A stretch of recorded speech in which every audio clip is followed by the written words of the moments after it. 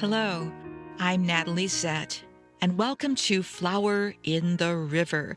This podcast, inspired by my book of the same name, explores the 1915 Eastland disaster in Chicago and its enduring impact, particularly on my family's history. We'll explore the intertwining narratives of others impacted by this tragedy as well.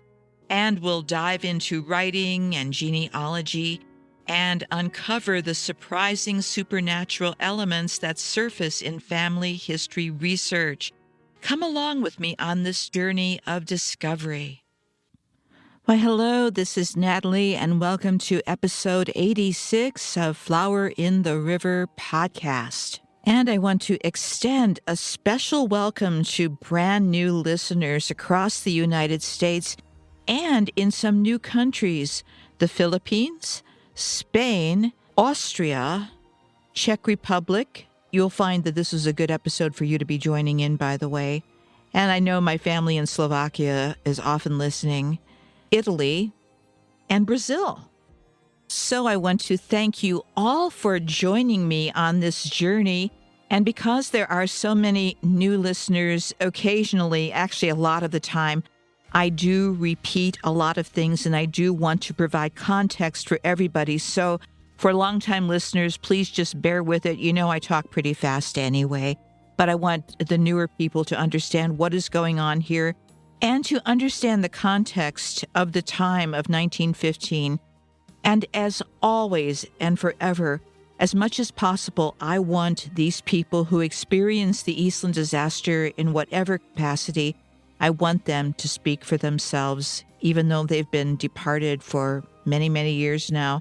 So that is my wish and desire for this podcast, to give them the ultimate respect and give them a chance to tell their stories.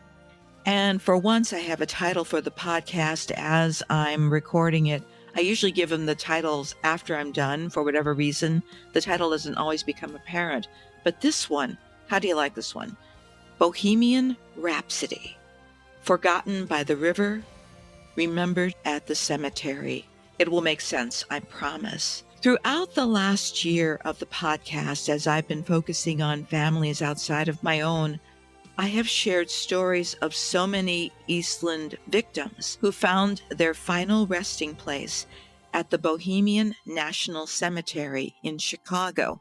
But here's the thing, I've never devoted an episode to the cemetery itself. And it feels like this is the perfect time to shine a light on it.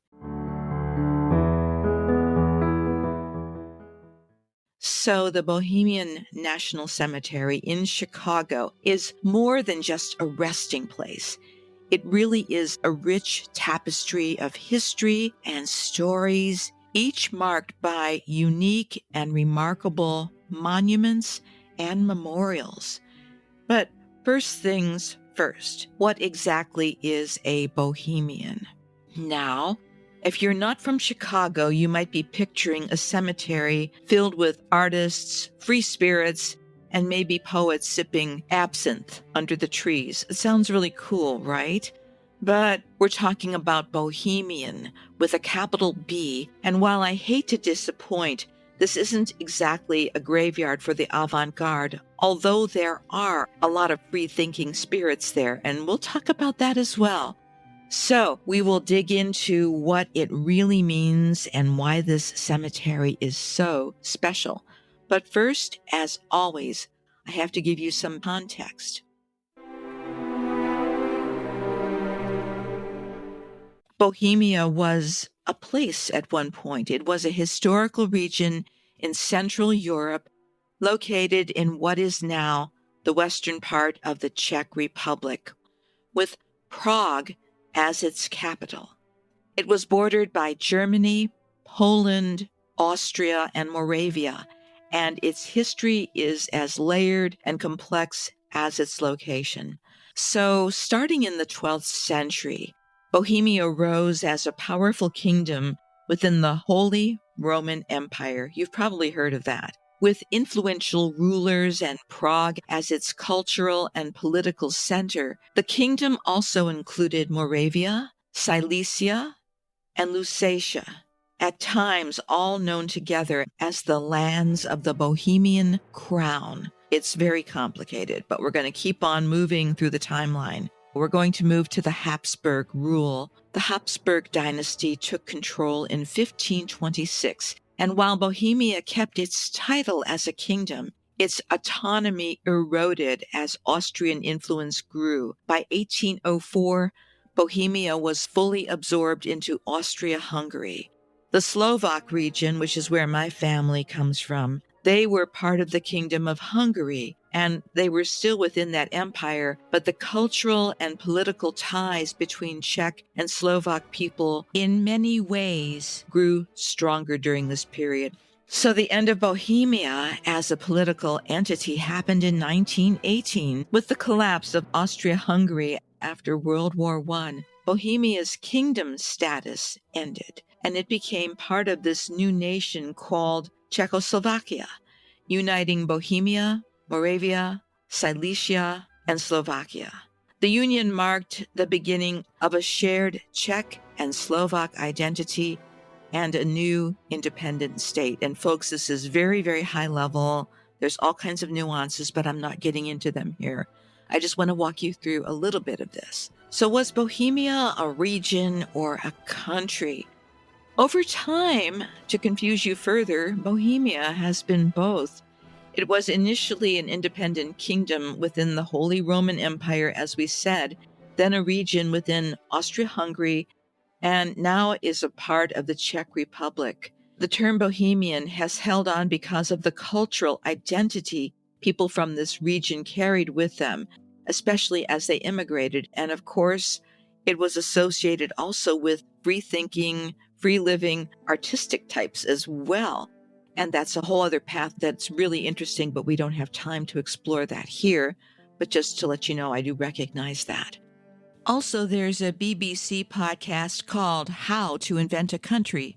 Have you heard of that? And I hope at some point they talk about Czechoslovakia, because that's another invented country. Now that we've covered Bohemia's past, we can dive into the Chicago Bohemians, or Chicago Czechs, and their contributions.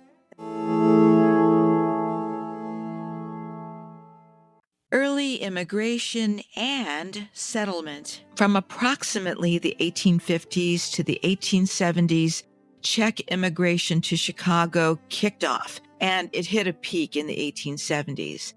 The first Czechs settled in neighborhoods like the Near West Side, known as Prague at that point.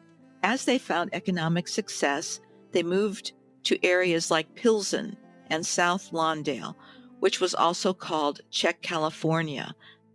South Lawndale is also where my family lived. They were Polish and German, so it wasn't exclusively a Czech neighborhood. And later on, many of the Czech people moved to Cicero and Berwyn, which we've talked about in other episodes. The Czechs were incredible. They built a range of social and cultural institutions, creating mutual aid societies, churches, and the Sokol. That means falcon.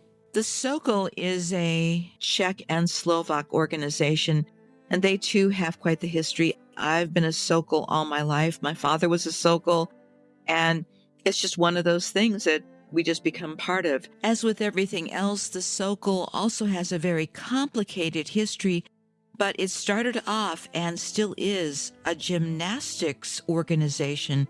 And again, even that is innovative for the time. It's also a get-together type of place, a social place. The one in Cleveland that my dad belonged to, my dad was not into gymnastics, believe me, but he went there for the social aspect. And even today, the Sokol organization or organizations, there's all sorts of them actually, they're going strong.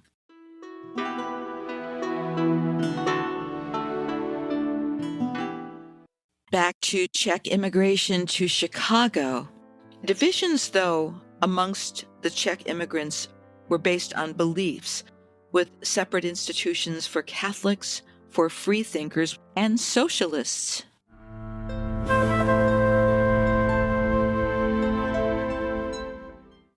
And early Czech immigrants often worked low-wage jobs, and they were really active in the labor movements, playing key roles in events like the 1877 Great Railroad Strike and the Haymarket Affair, which we've talked about as well.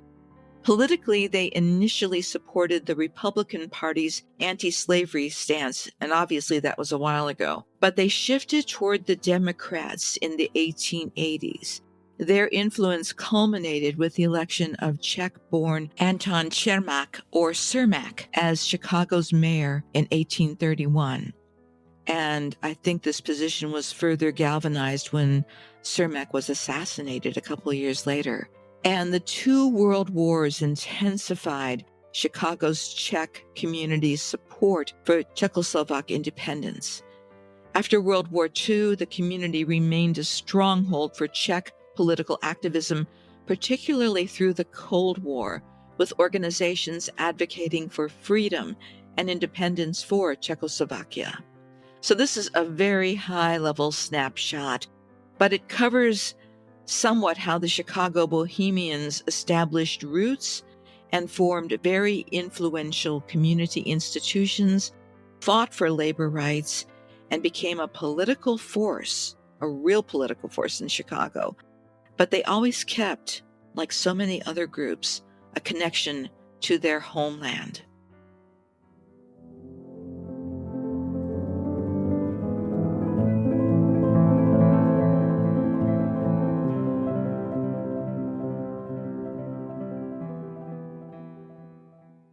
Over the past year, I've been very open about my shock at discovering how many Eastland disaster stories remained untold or seemed to have slipped through the cracks. Diving into this research has revealed a way richer and more complex history than I ever imagined, a history that deserves to be fully explored, uncovered, and shared. What I've found in these stories drives me to keep going because it's clear that the Eastland story is so much more compelling than the versions I'd encountered when I first began this journey. The Eastland disaster, and I want to be clear about this, is about more than my own family's connection to the tragedy, which, while deeply meaningful to me and other people who read my book, we've learned that the history of this thing is expansive, and it's about more than any one family's story. And I want to emphasize that. When we're talking about a tragedy that impacted probably thousands of people, we owe it to the memory of all of those who were affected to expand our focus, to look beyond any single thread, and to tell the whole story, layered, multifaceted, deeply human, and a mess sometimes. While I'm very proud of all the progress that we've made in the last year, when I say we, yes, on this side of the veil, it very much is a solo effort. I'm doing this myself, and as I've said, I'm not affiliated with anyone, nor do I at this point want any sponsorship. Here's why. I've kept this podcast editorially independent, deliberately. Like many creatives, I value my independence and wanted to stay true to my own path, honoring the vision that I set from the start, and of course changing it up and getting creative and stepping into rabbit holes and things like that. That's part of the fun, but that's how I've structured this. And I wanted to do what makes sense. But the other part of that is I don't feel alone in this either. I really do feel that those spirits of those people who departed, my relatives and beyond my relatives, assist quite a bit of the time. And really, you don't have to believe this. And I would never argue anyone into belief because, well, that makes no sense. But it's just something I've known from my childhood onward, that when the departed are respected, they do reciprocate. There are still so many countless stories that are waiting to be uncovered. My backlist is still bursting with stories, by the way. Despite the challenges, or maybe because of the challenges, one source of inspiration has been the work done by those associated with the Bohemian National Cemetery.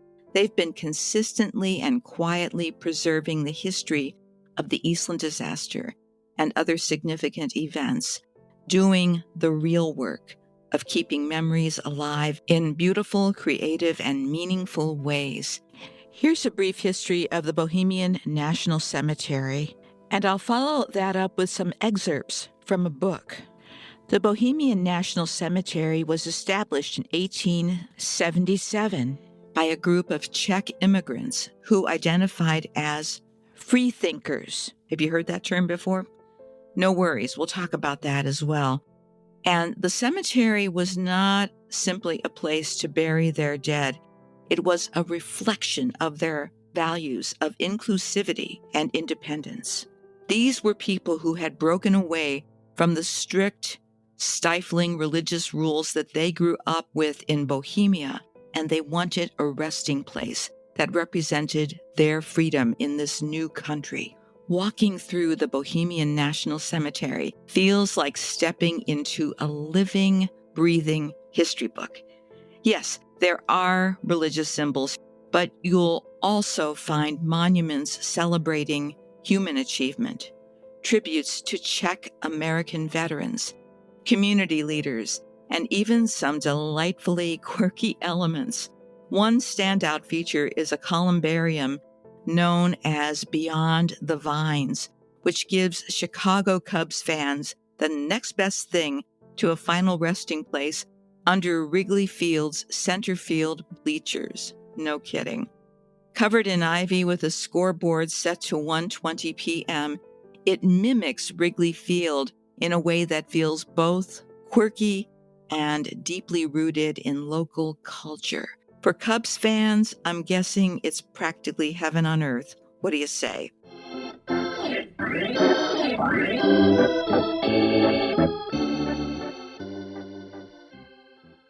But let's talk about another monument. In 2015, for the Eastland disaster's 100th anniversary, the Friends of Bohemian National Cemetery, led by Chuck Michalik, created a thoughtful and striking memorial. They repurposed an actual steamship wheel from the Great Lakes, setting it against blue-green granite that evokes the Chicago River. Photos, stories, and personalized bricks with connections to the tragedy. It's the kind of memorial that makes you stop and really feel the weight of the story. And from what I've read, the path that they had to walk to make this happen was not easy. There was a lot of back and forth. I commend them for getting it done. It must have really been very challenging. And I too have worked on public art projects as an assistant, not an artist. And there's a lot that goes on behind the scenes that has to be navigated. So hats off to you for the work you did. But all of this got me to thinking about Chicago's abundance of public art, from the Picasso sculpture in Daley Plaza to the Four Seasons mosaic downtown by Chagall. The city is packed with incredible installations, but weirdly, at the riverfront, where the Eastland capsized, as far as I know, there's only a plaque.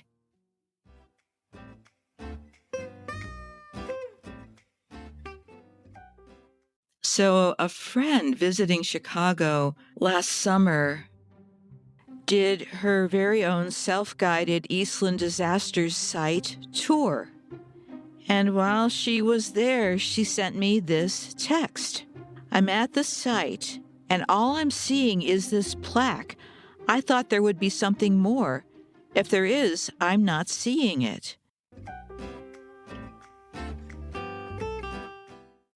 Sometimes it takes somebody who's an outsider to the event to point out what's missing. Now, if memory serves, and I think it does, I do believe that around 2010 or 2011, there was a discussion about some type of larger public art piece about the Eastland disaster that was going to be installed at the Chicago River at the disaster site. And I think the project was called River's Edge. But as I was searching, I couldn't find anything about it. If I do locate it, because now I'm really thinking about it, I will post it on my website, just for the sake of history. Art is evolving a lot, especially public art, with the possibilities that AI, immersive experiences, and other exciting new technologies bring. There might be something expansive and accessible to everyone down by the Chicago River someday. Reflecting on the Bohemian National Cemetery's history and the work of those who care deeply about it, the dedication is tangible. And I want to close by reading an excerpt from A Dear and Precious Heritage, the Bohemian National Cemetery, Chicago, Illinois, 2nd edition by Carol Jean Smetana. It is an excellent book, not only for those interested in the Eastland disaster, but anyone who appreciates cemeteries as keepers of history. And the other thing I'm going to include in a bonus episode that I will post to YouTube is a little bit of background on the free thought movement among the Czech community, because it is interesting. It's not as well known. Many people don't even know what free thought is, but I will include that courtesy of my new BFFs. That would be Max and Ava, and they are the characters that were created by Notebook LM. They do a very good job of discussing this topic, and I've also noticed by the hits that I get off of their discussions that they are becoming very popular. Don't tell them, though, it'll go to their heads.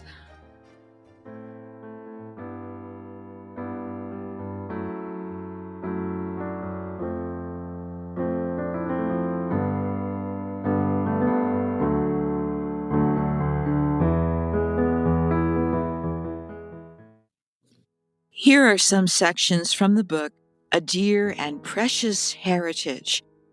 Bohemian National Cemetery, Chicago, Illinois, 2nd edition, Carol Jean Smetana, editor.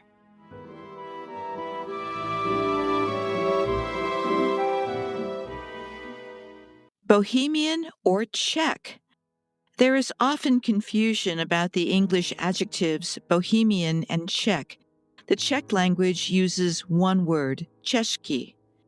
In the United States prior to the 1910s, Bohemian was used to describe people from the Czech lands of Bohemia and Moravia. During World War I, as the movement grew to create the independent country of Czechoslovakia, the word Czech came into use. In this volume, I generally use Bohemian in pre-World War I context and use Czech when describing times after the 1918 founding of Czechoslovakia. Carol Jean Smetana, editor.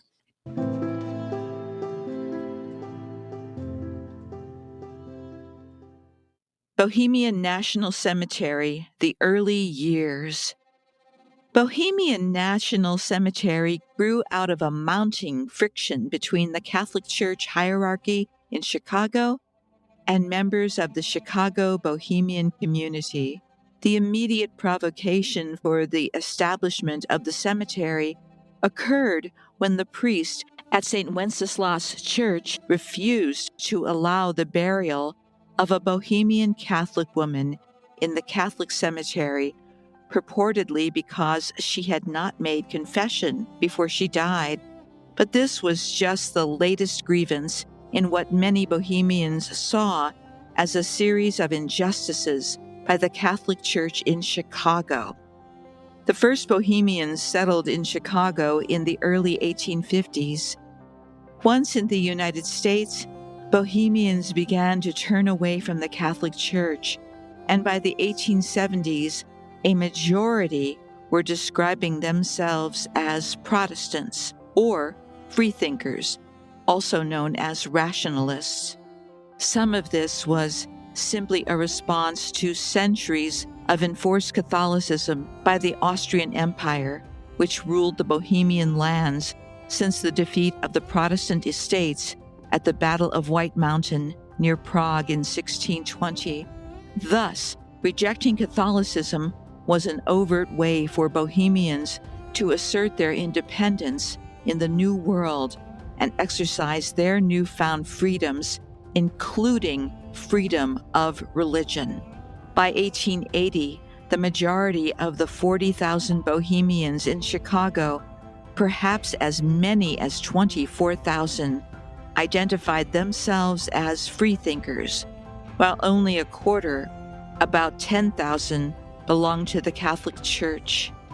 Freethinkers generally based their worldview on science, logic, and reason, and did not believe there was sufficient evidence to support the existence of a God. In its disregard for religion, circumscribed by tradition, authority, and established belief, freethought sometimes evoked an anti-clericalism in its followers. By the end of the 1800s, freethinkers purportedly outnumbered religious believers 6-1 in Bohemian Pilsen on the city's southwest side. Svobodna Obek Chicago, the Freethinkers of Chicago, founded in 1870, had quickly become the core of an elaborate social network in the Bohemian community. The Freethinkers established benevolent and building societies, maintained schools and a library, organized children's programs and adult lectures, and sponsored musical and dramatic programs. Svobodna Obek offered secular rights for their followers, the naming of children, marriages, and funerals. That's the end of that section. But that is unique among immigrant communities during that time. I'm going to skip forward to a chapter on the Eastland Disaster Memorial.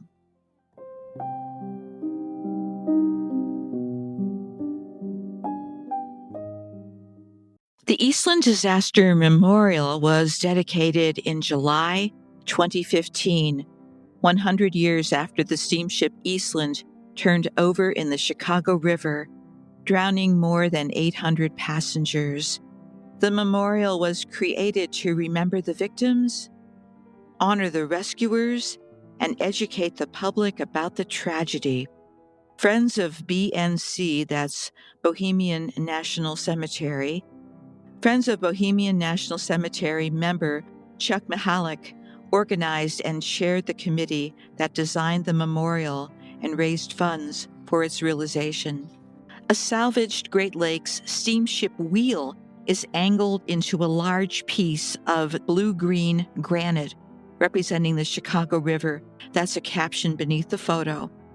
Then there's another image. A polished black granite stone features photos of the SS Eastland and descriptions of the tragedy and its aftermath. Then there's a third photo. Paver bricks are engraved with illustrations and remembrances from organizations, families, and individuals who helped fund the memorial. Now I'm going to read from the chapter in this book about the Eastland disaster, but it's from the viewpoint of this community.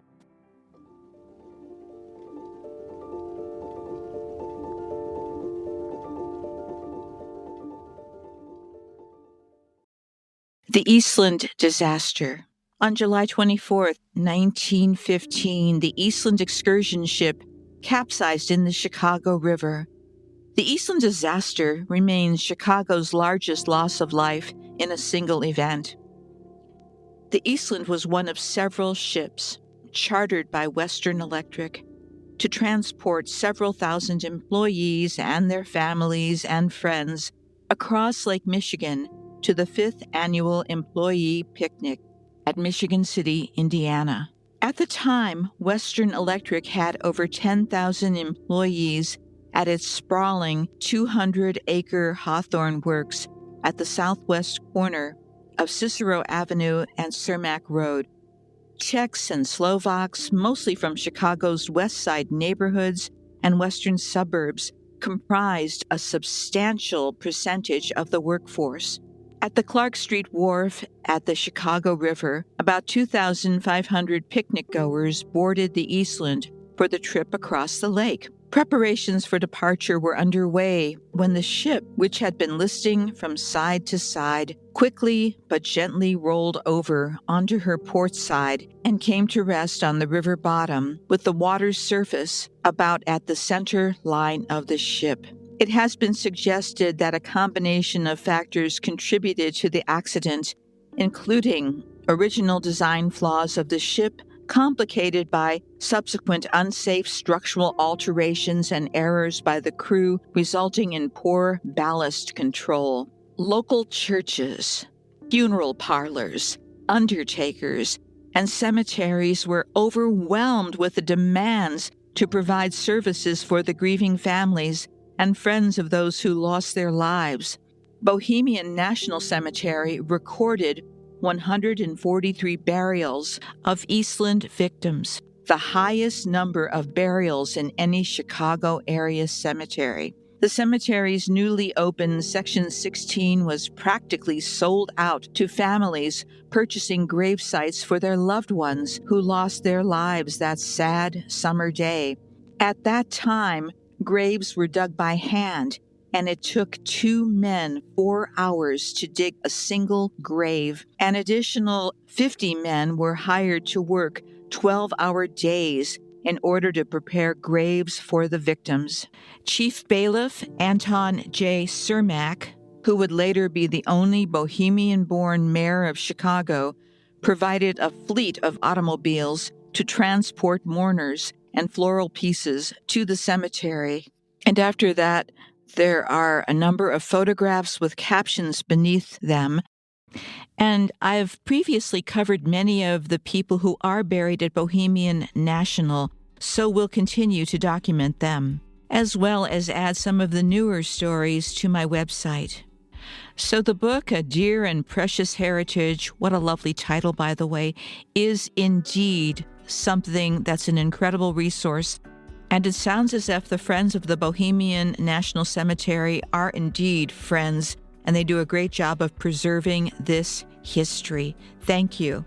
There's a lot more to say about the history of the Bohemian National Cemetery, including the story of a woman, Helen Sclair, who lived on the grounds, and she was known as the Cemetery Lady, and she stayed there until her death.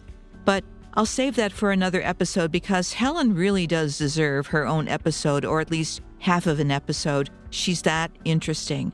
So, goodbye, take care of yourself, and I will talk with you next week.